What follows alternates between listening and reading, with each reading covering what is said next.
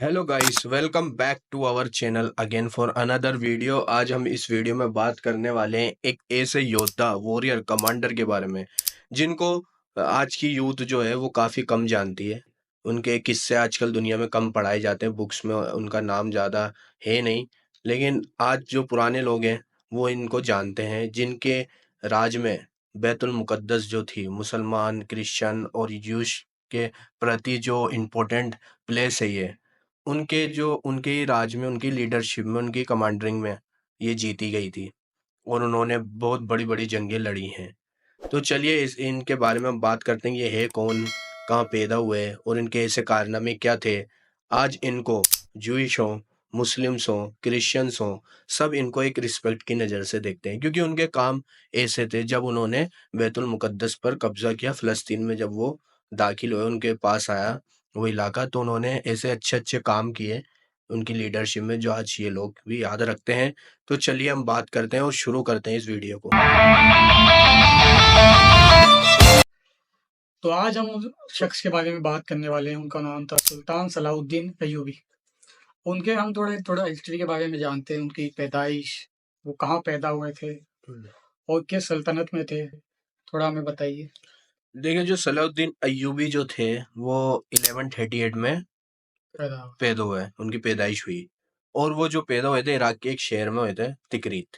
जो एक तिकरीत। तिकरीत, अगर आप जानते हो तो सद्दाम हुसैन जो इराक के प्रेसिडेंट थे, उनका भी बर्थ प्लेस है वो तिकरीत। तो तिकरीत एक शहर है। तिकरीत एक शहर है, तो उनका जन्म वहाँ 1130 में हुआ था। और इनका पूरा नाम सलाहुद्दीन यूसुफ बिन अय्यूबी। अय्यूबी था और इनकी सल्तनत जो थी उसको अय्यूबी सल्तनत कहा जाता है। और इनकी जो सल्तनत थी पूरे अरब की सरजमी पर फैली हुई थी, मिस्र से लेकर तुर्की तक। काफी बड़ी जगह थी। हाँ, काफी बड़ी जगह थी और इनके ऐसे कारनामे रहे हैं जो आज भी दुनिया इनको याद करती है और जो दुश्मन है वो आज तक डरते हैं। वो और इज्जत के इनके साथ भी याद करते और इनके साथ जो साजिशें हुई वो ऐसी हुई जो आज हम देख सकते हैं। आज के हुक्मरानों के खिलाफ जो अंग्रेज करते हैं, जो एक यहूदी करते हैं, जैसे कि लड़कियों को भिजाना, हैं। शराब अच्छा। और क्राइम में लगा देना, शराब उसमें लगा देना और अय्याशी में लगा देना, इनके साथ भी ऐसी साजिशें हुई हैं, लेकिन इन्होंने नाकाम बनाई। आगे हम बात करेंगे इसके बारे अच्छा। में। अच्छा। हाँ। और हमने ये भी सुना है कि यूरोप की जो भी बड़ी बड़ी ताकतें थी उस वक्त, वो हम्म। सब एक साथ मिल गई थी हाँ। सुल्तान सलाहुद्दीन अय्यूबी को शिकस्त देने की। देखिए, उसका उसका ये होता है कि जो उनकी ये जो सारी जो यूरोप की बड़ी बड़ी ताकत थी, हम्म। जिसमें मेनली थी ब्रिटिश, हाँ। ब्रिटेन और फ्रांस, जिनके राजा थे रिचर्ड और फिलिप्स, फ्रांस के थे। रेनॉल्ड्स कहाँ का है? हाँ, तो क्या हुआ, ये ऐसे शुरू होता है जैसे कि जो सलाहुद्दीन अय्यूबी थे, हम्म। वो जो एक मुसलमानों में एक वो है, क्या बोलते हैं उनको, खलीफा। क्योंकि पहले खलीफा अच्छा। सिस्टम अच्छा। था, लीडर हुआ करता था एक। खलीफा को लीडर्स बोला जाता हाँ, लीडर्स बोला जाता है। तो जो फारूक थे, हजरत फारूक जो थे, है। हजरत उमर फारूक। हाँ उमर फारूक जो थे, वो 637 में, सिक्स हाँ। हंड्रेड सिक्स थर्टी सेवन में उन्होंने क्या किया, बैतुल मुकद्दस को अपने कब्जे में ले ली, पास आ गई उनके, बैतुल मुसलमानों के पास आ मुकद्दस गई। यानी जेरूसलम। जेरूसलम हाँ, मतलब फिलिस्तीन में जेरूसलम है। अच्छा। और बैतुल मुकद्दस उसको कहते हैं, वहाँ एक मस्जिद है। हाँ। आज हम उसको जानते हैं मस्जिद मस्जिद अल-अक्सा। अक्सा। लेकिन वो मस्जिद अक्सा जो है उसकी पिक्चर आज हमें गलत दिखाई जाती है। एक हाँ, हमें दिखाई जाती है कि गोल्डन कलर की डोम, वो असल में मस्जिद अल-अक्सा नहीं है। वो नहीं है, वो उसको बोलते हैं डोम ऑफ रॉक। अच्छा। ये गुम्मद सकीरा हम्म। उसका नाम ये है, लेकिन आज हमें प्रेजेंट की जाती है एज अ मस्जिदुल अक्सा। अच्छा। लेकिन मस्जिदुल अक्सा वो नहीं है। अब जो यहूदी हैं हम्म। वो ये कहते हैं कि जो मस्जिदुल अक्सा है हम्म। उसको ए- उसके ऊपर बनाया गया है, हैकल के ऊपर, हैकल सुलेमानी। हैकल सुलेमानी वो होता है सुलेमान अलैहिस्सलाम के जमाने में जो उनकी इबादत गाह बनी थी, मतलब उसको और मेल ज्यूस टाइप लोग एक, जो जिसको टेम्पल कहते हाँ हैं। टेम्पल कहते हैं। और टेम्पल की जो आज एक दीवार भी हम देखते हैं इसराइल में, अच्छा। जेरूसलम में, दीवार है या क्या गिरिया, बोलते हैं? दीवार गिरिया, वो उसकी टेम्पल के हैकल की आखिरी दीवार बची है, वहां आकर यहूदी इबादत करते हैं अपनी।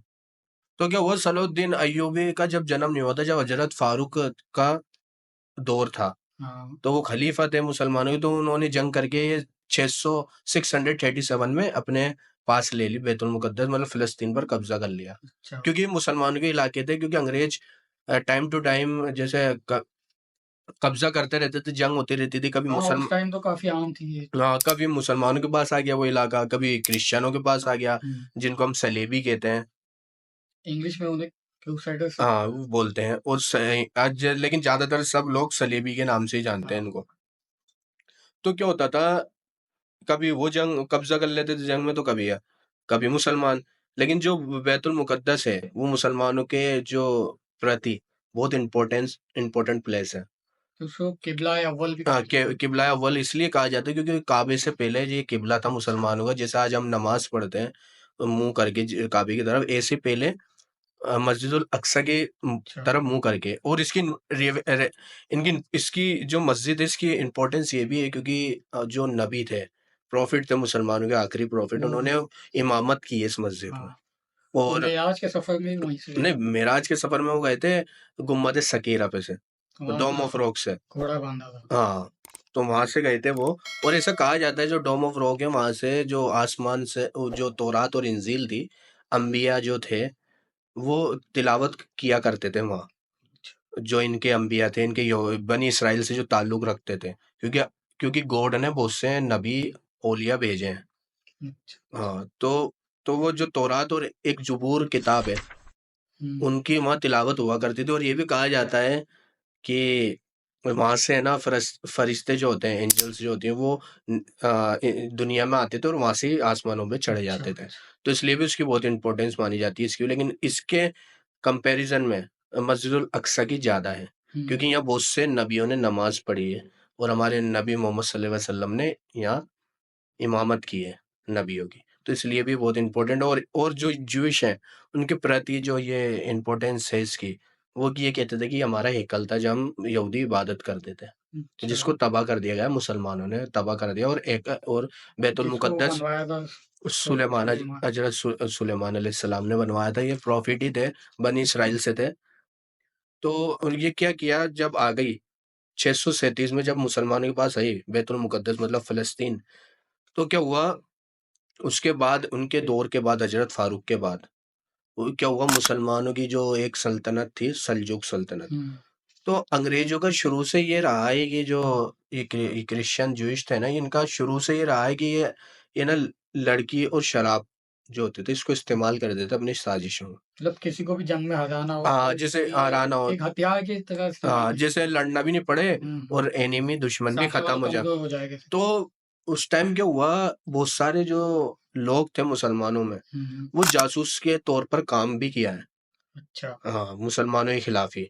जब कुछ पैसे मुसलमान का जब वहाँ राज था ना, तो अंग्रेजों के एजेंट हुआ करते थे। आज भी हम देखते हैं बड़े बड़े लीडर्स आज मार दिए गए हैं मुसलमानों के। वो कैसे मरे?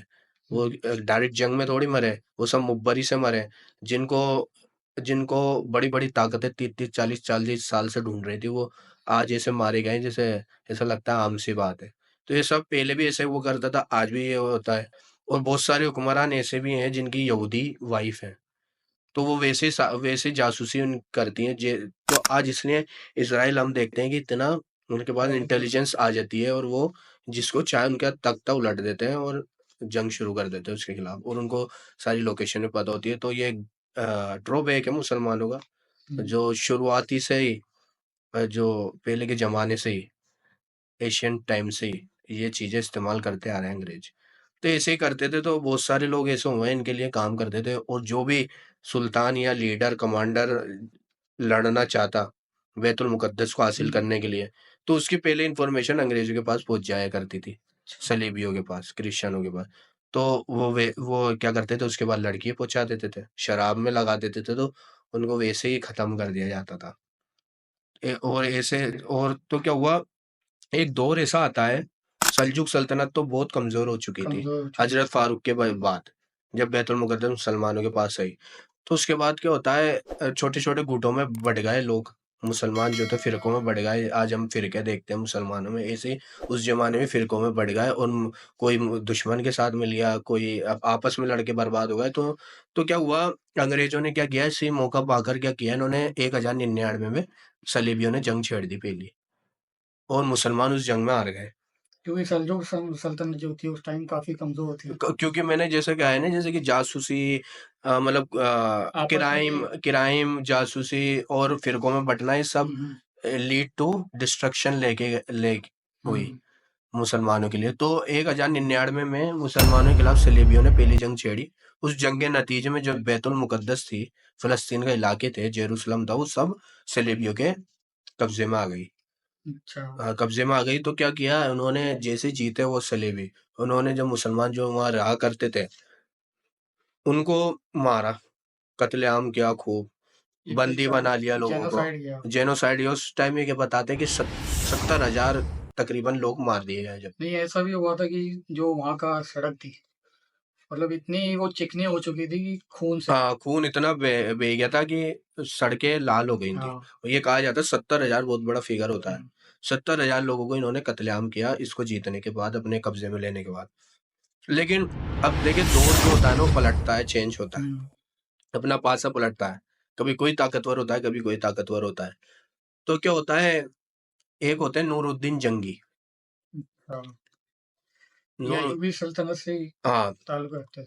सल्तनत ताल्लुक रखते थे। अय्यूब, इनकी जो जंगी थे, नूरुद्दीन जंगी, उनका जो फर्स्ट जो एक टारगेट था ना, हाँ। वो ये था कि बैतुल मुकद्दस को वापस लेना मुसलमानों, हम्म। क्योंकि हमारे आबा उजदाद की जगह है ये, मतलब हमारे पुराने लोग हुआ रहा करते थे।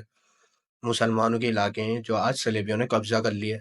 तो क्या होता है, उनकी जो जिंदगी का एक ये एम वो था एक। एम था, एम कह सकते हैं हम। एम था कि बैतुल मुकद्दस को वापस लेना, मुसलमानों हम ये और इबादत करना हुआ, क्योंकि बहुत इंपॉर्टेंस रखती है बैतुल मुकद्दस मुसलमानों के लिए, जैसे कि इस वीडियो में हमने पहले बताया। तो उसके बाद क्या होता है, वो नूरुद्दीन जंगी जो होते हैं, उनकी फौज में एक सिपाही होता है, आम सा सिपाही होता है, जिसका नाम होता है सलाउद्दीन अय्यूबी। अच्छा। वो इतने जाबाज थे, इतने उनके कारनामे थे, उनको खूब उन्होंने कारनामे किए और खूब पोजीशंस को हासिल किया फौज में, और उनको सेनापति बना दिया गया। तो मतलब उनकी शुरुआत जो थी वो बिल्कुल नीचे पद से हुई, हाँ, नूरुद्दीन सिपाही। जंगी के एक नॉर्मल से आम से सिपाही थे, अच्छा। जैसे। लेकिन वो है ना, आगे चल चल के वो है ना, टाइम बीतता गया तो वो हासिल भी करते गए पोजीशन फौज में। तो उनको क्या किया नूरुद्दीन जंगी ने, जो मिस्र था, मिस्र बहुत इंपॉर्टेंट शहर था, उसको इजिप्ट भी नूरुद्दीन जंगी के। इजिप्ट भी कहा जाता है। हाँ, इजिप्ट भी कहा जाता है। नूरुद्दीन जंगी की जो सल्तनत थी, उसमें मिस्र की बहुत बड़ी इंपॉर्टेंस थी। अच्छा। वो बड़ा खुशहाल हुआ करता था वो उस टाइम, मतलब बड़ा डेवलप्ड हुआ करता था। बहुत से जो पुराने साइंटिस्ट हैं और जो वहीं से ताल्लुक वहीं से ताल्लुक, वहीं से पढ़ के निकले हैं। आज पता नहीं, यूनिवर्सिटियाँ थी काफ़ी वहाँ। काफी यूनिवर्सिटीज थी, डेवलपमेंट अच्छा किया। हॉस्टल की वहाँ शुरुआत भी वही हुई थी मिस्र में, और वो लेकिन हुई थी सलाउद्दीन अय्यूबी के जमाने में। हाँ, उन्होंने चालू ये करवाया। चालू किया था यूनिवर्सिटी और ये सब। और सबसे पहले जो बजट निकला था, जिसको हम एजुकेशन। फाइनेंस बजट भी कहते हैं और एजुकेशन बजट भी कहते हैं, हाँ। उनकी दौर में निकला था। सबसे पहले तो जो सलाउद्दीन अय्यूबी जो थे, उनको कमांडर बना, वो सॉरी, गवर्नर बना दिया गया गवर्न। मिस्र का। उसके बाद क्या होता है, नूरुद्दीन जंगी जो है, उन्होंने बहुत जंगें लड़ी सलीबियों के खिलाफ, लेकिन उनके दौर में वो हासिल नहीं कर सके बैतुल मुकद्दस को, और उन्होंने दुनिया से चले गए। लेकिन फिर उन्होंने उनकी जो सल्तनत थी, उन सलाउद्दीन अय्यूबी जो थे, उनके जो बराबर कोई ऐसा शख्स नहीं था इतना काबिल कि उसको सल्तनत की बागडोर दे दी जाए, मतलब कि ये संभाल लेगा। लेकिन उसके बाद क्या होता है, म्यूचुअल अंडरस्टैंडिंग से एक डिसीजन के तहत उन्होंने सलाउद्दीन अय्यूबी को सल्तनत का वो बना दिया, खलीफा। लीडर, खलीफा बना दिया, और उनकी सल्तनत को इसलिए उसके बाद ये कहा जाता है अय्यूबी सल्तनत। अच्छा। उन्होंने उनके दौर में काफ़ी अच्छे काम किए, उनके जो कानून व्यवस्था थी वो भी बहुत अच्छी थी, और अच्छे-अच्छे उन्होंने काम किए, चाहे नॉन मुस्लिम हो, मुस्लिम मतलब हो। किसी भी धर्म को लेके भेदभाव नहीं था। नहीं था। उन्होंने यूनिवर्सिटी की शुरुआत की थी, उन्होंने हॉस्टल की शुरुआत की थी, जो आज हम देखते हैं। हॉस्टल में खाना बनाने की हाँ, मेस, मेस जिसे बोलते हैं हम। हाँ, मेस जिसको बोलते हैं, वो भी उनके दौर में ही शुरू हुई। तो सलाउद्दीन अय्यूबी ने खूब जंगें लड़ी, और उनको एक दिन मौका भी मिला, उन्होंने सलेबियों के साथ जंग लड़ी। तो जो सलाउद्दीन अय्यूबी थे, जब उनको सल्तनत का खलीफा बनाया, उनकी उम्र आप सोच सकते हैं 21 से 22 साल थी। कितनी छोटी उम्र में वो खलीफा बना दिए गए, बागडोर दी गई उनके हाथों में। लेकिन उस वक़्त जब उनको सल्तनत की बागडोर दी गई, जब उनको लीडर बनाया गया, तब जो मिस्र था उसकी बहुत बुरी हालत थी। अच्छा। बहुत बुरी हालत थी, जैसे शराब, ज़िनाखोरी, क्राइम सब आम हो चुका था। फाइनेंशियल क्राइसिस भी। फाइनेंशियल क्राइसिस भी था और सबसे बड़ा चैलेंज ये था वहाँ की आवाम को इकट्ठा करना और उन सब बटे हुए थे। सब बटे हुए थे और गुनाह बहुत ज़्यादा होते थे, क्राइम बहुत ज़्यादा होते थे, ज़िनाखोरी, शराबखोरी, लड़कीखोरी सब हुआ करती थी उस टाइम। तो उन्होंने उनके उनके सामने ये भी चैलेंज था और एक चैलेंज जो था उनका जो एम था बैतुल मुकद्दस को हासिल करना। तो उन्होंने पहले मिस्र को सही किया, सल्तनत को सही किया, वहाँ सारी चीज़ें रोकी उन्होंने और इन्होंने बड़ी सक्सेस डेवलपमेंट की तरफ किया डेवलपमेंट की उन्होंने। तरफ किया उन्होंने बहुत डेवलपमेंट किया उनके सल्तनत में। तो फिर उसके बाद क्या होता है, वो उनको मौका मिल जाता है, जैसे कि उनका एम था बैतुल मुकद्दस को हासिल करना। तो वो क्या करते हैं, जो सलेबी होते हैं, जैसे कि मैंने बताया बड़े जासूस हुआ करते थे उस टाइम मुसलमानों में। वैसे तो लगते थे कि हम मुसलमान हैं। हाँ। अभी मैं एक बात बताने जा रहा हूँ कि आप चौंक जाएँगे। क्या? जैसे कि जो सलाउद्दीन अय्यूबी थे, जो उनके सिपाही सेनापति थे, जिनका नाम था नाज़ी, वो अच्छा। खुद अंग्रेज़ों से मिले हुए थे। बिल्कुल खास जो सेनापति थे। हाँ, ख़ास सेनापति थे, लेकिन उनको देखने में ऐसा लगता था कि फ़ौज के वफ़ादार हैं और सल्तनत के वफ़ादार हैं। लेकिन वो जो सारी इन्फॉर्मेशन हुआ करती थी, वो उन दुश्मनों तक पहुँचाते थे। तो ये पता उनको कैसे पहले पता लग जाता था। तो ये पता कैसे चला कि ये मिला हुआ है? मिला हुआ है, अभी आगे पता चलेगी ना, अच्छा। इसके बाद मैं बताऊँगा कैसे में, क्योंकि जो सलाउद्दीन अय्यूबी थे, बड़े इंटेलिजेंट अच्छा। आदमी थे, इंसान थे। तो क्या हुआ, ऐसे ही उनको जब क्योंकि वो सेनापति थे, उनको तो सब पता होता था आगे क्या टारगेट है, आगे कब जंग होगी, हाँ। किसके खिलाफ होगी। तो क्या हुआ, एक बार उन्होंने ये जो क्रिश्चियन थे, सलीबी थे, जिन्होंने कब्जा कर रखा था, जैसे कि हमने की कि 1099 में जब वो इलाके चले गए मुसलमानों के हाथों से, तो जब उनकी राज था वहाँ, तो क्या होता है, वो लड़की अंदर जाती है सलाउद्दीन के पास, जो उनका रूम होता है। तो ऐसे-ऐसे कहती है, तो वो समझ जाते सलाउद्दीन अय्यूबी की ये उसकी चाल है, नाज़ी की और अंग्रेज़ों की, क्योंकि वो मिला हुआ था सलाउद्दीन अय्यूबी को अच्छा। पता था। तो वो क्या होता है, उसके बाद वो उससे पूछते हैं लड़की से कि कहाँ से आई हो, तुम्हारे माँ-बाप कौन हैं? तो वो जो ये होती थी लड़कियाँ जो कैदी बना दी गई थी, सलेबियों जो पकड़ लेते थे लोगों को, तो उनके माँ-बाप, उनको पता होता नहीं था कौन हमारे माँ-बाप है। अच्छा। तो उसने कि तो उसको पता ही नहीं था मेरे माँ-बाप कौन है, सलाउद्दीन को, अय्यूबी को लगा उसने बताया मुझे पता नहीं कहाँ है, कहाँ नहीं है मेरे माँ-बाप। तो वो एक लड़की, मतलब उसके उनके जो व्यवहार होता है सलाउद्दीन अय्यूबी का, उनको क्या करता है सलाउद्दीन अय्यूबी जो होते हैं, उनको उसको एक चादर देते थे कि अपना बदन ढक ले, क्योंकि उसने ऐसे कपड़े पहन रखे थे उस लड़की ने कि आदमी सेक्सुअली अट्रैक्ट हो जाए। तो उन्होंने चादर दे दी, चादर उसने ढक ली, तो वो ऐसे उनका अच्छा बिहेवियर देख के वो रोने लगी। तो फिर उसके बाद क्या होता है, वो लड़की वहाँ से चली जाती है। तो जो नाज़ी होता है, हाँ। सेनापति, वो क्या करता है कि वो लड़की से सलाउद्दीन अय्यूबी ये कह देते हैं कि जाकर बाहर ये कह दियो कि मैंने अपना मिशन पूरा हो गया और सलाउद्दीन अच्छा। अय्यूबी रास्ते से हटा दिए गए। तो वो ऐसे ही करती है वो लड़की। तो वो नाज़ी जो होता है, वो उसकी उनके जो सल्तनत होती है, उनके लोग होते हैं सल्तनत के, हाँ। उनको भड़काने लग जाता है कि ये देखो तुम्हारा खलीफा लीडर अच्छा। कैसा है, शराबखोरी, मतलब लड़की के साथ संबंध बनाना, ये करना। तो फिर एक दिन बाद वो आते हैं, ज़ाहिर होते हैं लोगों के, और वो लड़की आती है, तो वो सारा बताती है क्या हुआ, क्या नहीं हुआ। हाँ। तो नूरुद्दीन जो ये नाज़ी होता है, नाज़ी। कमांडर जो होता है सलाउद्दीन अय्यूबी का, उसकी साजिश फेल हो जाती है। अच्छा। तो उसके बाद क्या होता है, सलाउद्दीन अय्यूबी जो बैतुल मुकद्दस है, फ़लस्तीन के तरफ उनकी फ़ौजें रवाना हो जाती हैं। अब इसकी इन्फॉर्मेशन किसको मिलती है? अंग्रेज़ों। अंग्रेज़ों को मिलती है। हुँ। तो अंग्रेज़ क्या करते हैं, तैयार हो जाते हैं लड़ने के लिए, और ये भी जाते हैं। सलाउद्दीन अय्यूबी और की फ़ौज जो थी, वो भी कुछ हज़ार में थे और सलेबी ज़्यादा हुआ करते थे, लाखों में हुआ करते थे। हज़ारों में थे और लाखों सामने थे। हाँ, लाखों सामने थे। जैसे बहुत से लोग बहादुरी सुनाते हैं ना और लोगों की कि ऐसे ऐसे लीडर किंग की, हाँ। तो आज हम ये हकीकत है, वो तो क्या पता सच भी होती है नहीं होती है, लेकिन ये सच कहानी है, मतलब सच्ची वाकये हैं ये जो ऐसे हुए हैं दुनिया में। तो जैसे वो तरफ बढ़ते हैं फिलिस्तीन की तरफ, जेरूसलम की तरफ, वहीं बैतुल मुकद्दस है जो आज इजरायली कब्जे में, जेरूसलम। अच्छा। तो वहाँ जाते हैं वो सलाउद्दीन अय्यूबी, जब इसराइल का नामो निशान नहीं था, वहाँ क्रिश्चियंस की हुआ करती थी हुकूमत है, कभी मुसलमानों की रही, कभी उनकी क्रिश्चियनों की रही, ईसाइयों की। तो क्या होती है, जंग होती है। तो जंग क्या होता है, जंग में क्या होता है, सलाउद्दीन जो अय्यूबी होते हैं वो बड़ी बहादुरी से उनकी सेना जो होती है सलीबियों का मुकाबला करती है। उसके बाद क्या होता है, वो बैतुल मुकद्दस जीत जाते हैं। अच्छा, 1187 में? हाँ, 1187 में वो जीत जाते हैं। बैतुल मुकद्दस मतलब फिलिस्तीन की जमीन मुसलमानों के पास आ जाती है। उसके बाद क्या होता है, वहाँ के जो ईसाई यहूदी होते हैं वो डर जाते हैं कि अब यहाँ तो सलाम मुसलमानों की हुकूमत हो गई और हमें मार दिया जाएगा। बहुत सारे तो माइग्रेट हो गए, वो बहुत सारे जो रह गए उनको ये डर सताने लगा कि ये मुसलमान आकर कत्लेआम करेंगे, जैसे कि इन्होंने ईसाइयों ने मुसलमानों का किया था। लेकिन सलाउद्दीन अय्यूबी जैसे आपको मैंने बताया कि अच्छे इंसान थे, नेक दिल इंसान थे। नेक दिल इंसान थे, और जो लोग होते थे उनके प्रति एक सॉफ्टनेस थी उनके हार्ट में। तो वो क्या करते थे, जो वहाँ जो क्रिश्चियन यहूदी बच गए थे, ईसाई और ज्यूइश जो बच गए थे ना, उनको वहाँ रहने भी दिया गया, उनकी पैसे से ही मदद की गई, तो उनको ये बोला गया है कि आप यहाँ रह सकते हैं, यहाँ रह सकते हैं, उनके रेंट भी अदा किए उन्होंने, अपने रिलीजन को फॉलो भी कर सकते वहाँ हैं। पे उनको जगहें भी दी इबादत करने की।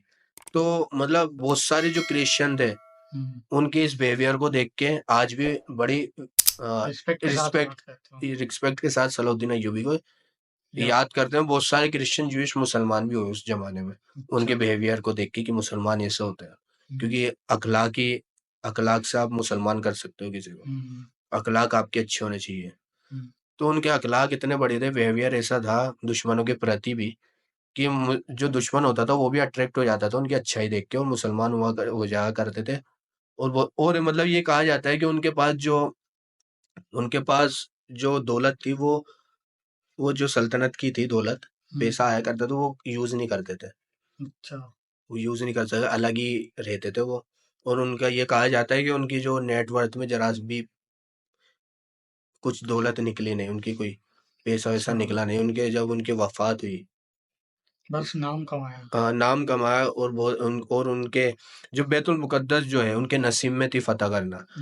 नूरुद्दीन जो जंगी थे उन्होंने भी कोशिश की, लेकिन उन्होंने इस्लाम के लिए लड़ाई लड़ी और बैतुल मुकद्दस को एक बार फिर मुसलमानों के हाथ में दिलाई, और वहाँ बहुत अच्छा रूल करके दिखाया, जो इसीलिए आज भी ज्यूइश और जो क्रिश्चियन होते हैं याद रखते हैं सलाउद्दीन अय्यूबी को, रिस्पेक्ट करते हैं मुसलमानों के दिलों में थे ही, क्योंकि एक बहुत अच्छे कमांडर माने जाते थे वो, और उनके ही नसीब में ये बैतुल मुकद्दस की फतेह लिखी हुई थी, और उनके नसीब में यही, ये बड़े खुश नसीबी हैं। उनके दौर में ये बैतुल मुकद्दस जो थी, मस्जिदुल अक्सा जो थी, वो मुसलमानों के हाथों में ही। तो क्या होता है, जैसे 1187 के बाद जो बैतुल मुकद्दस थी मुसलमानों के पास रही, तो उसके बाद मुसलमानों के पास ही रही। इसको देखते हुए सलेबी काफी नाराज, गुस्से में थे, क्योंकि उनके लिए भी ये जगह बड़ी इंपॉर्टेंट थी।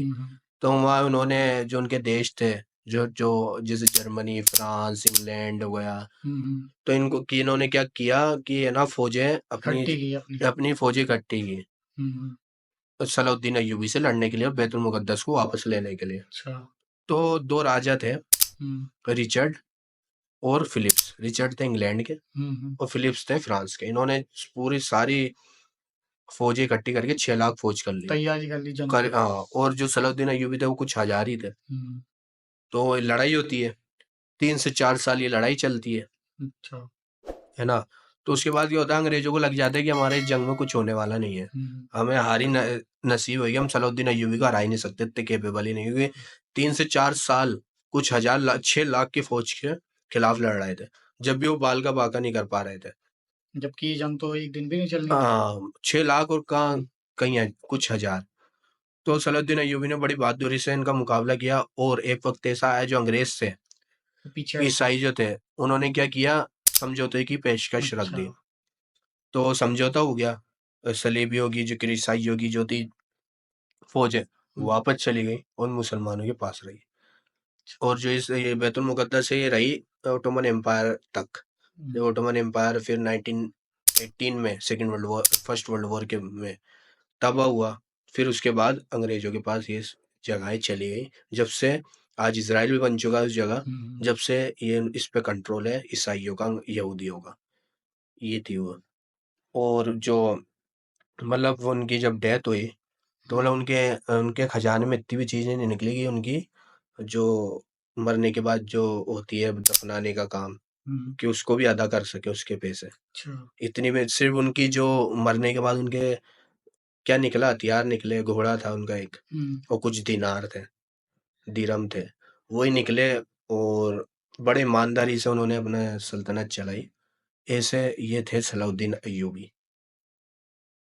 जिनको आज सब याद करते हैं, चाहे वो ज्यूइश हो, क्रिश्चियन हो, मुसलमान हो, सब उनकी रिस्पेक्ट करते हैं।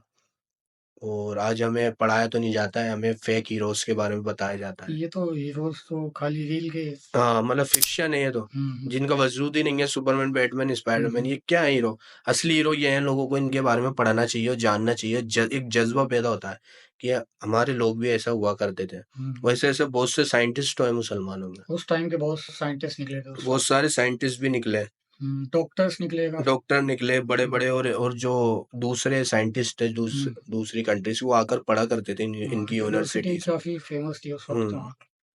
तो और ऐसे एक वो थे इब्ने बत्तार, इब्ने बेहतर बेहतर, उन्होंने ये कहा जाता है 100 से ज्यादा किताबें लिखी साइंस के शोबे में, साइंस की फील्ड में। वैसे ऐसे फॉर्मूले उनको दुनिया को दिए। काफी रिसर्च की उन्होंने रिसर्च की और उन्होंने 100 से ज्यादा किताबें लिखी। आज उन किताबों का पता नहीं है कहाँ है। अच्छा, क्योंकि सारे एजुकेशन सिस्टम हम अंग्रेजों का पढ़ते हैं। हाँ।